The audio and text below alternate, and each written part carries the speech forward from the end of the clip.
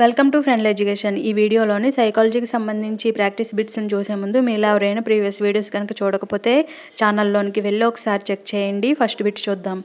పిల్లల వికాసంలో భాషా అభివృద్ధి ఏ సూత్రానికి ఒక ముఖ్యమైన ఉదాహరణ? కరెక్ట్ ఆన్సర్ని గెస్ చేయండి.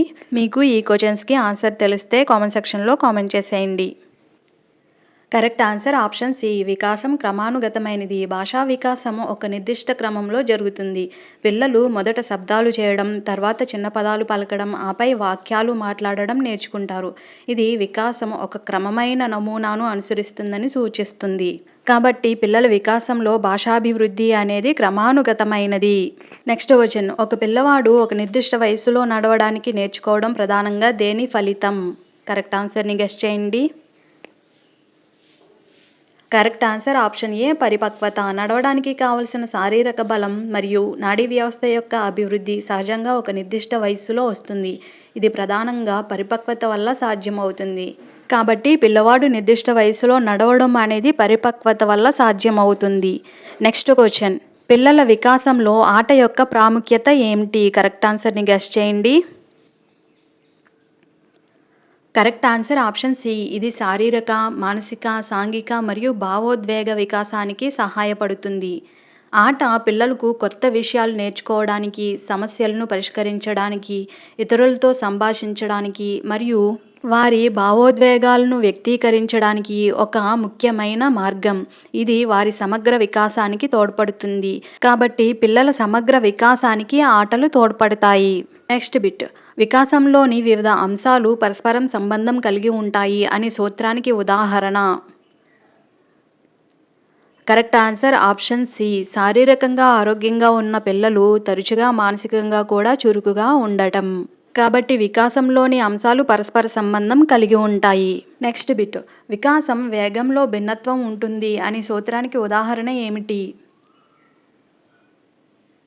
Correct answer option A. కొంతమంది పిల్లలు 9 నెలలకే నడవడం ప్రారంభిస్తే మరికొందరు 15 నెలల వరకు సమయం తీసుకోవడం. కాబట్టి పిల్లల వికాసంలో భిన్నత్వం ఉంటుంది, అందరిలో ఒకేలా సాగదు. Next bit. వికాసం సంచితమైనది అనే సూత్రానికి ఉదాహరణ? Correct answer option C. ఒక పిల్లవాడు మొదట అక్షరాలు గుర్తించడం నేర్చుకుని తర్వాత పదాలు చదవడం, ఆపై వాక్యాలు చదవడం. Next bit. వికాసం మార్పు చెందగలదు అనే సూత్రానికి ఉదాహరణ?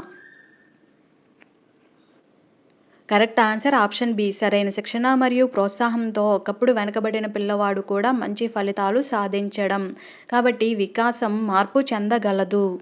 Next bit. పిల్లల వికాసంలో భాషా అభివృద్ధి ఏ సూత్రానికి ఒక ముఖ్యమైన ఉదాహరణ? Correct answer option C. వికాసం క్రమానుగతమైనది. నిర్దిష్టమైన దశల ద్వారా భాష అభివృద్ధి చెందుతుంది.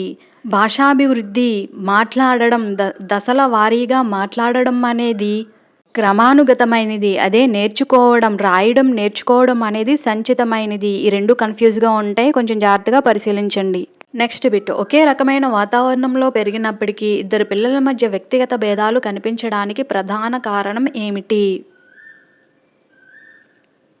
Correct answer option A. వారి భిన్నమైన అనువంశికత వల్ల ఒకే రకమైన వాతావరణంలో పెరిగినప్పటికీ వాళ్ళ మధ్య తేడాలు కనిపిస్తూ ఉంటాయి. Next bit.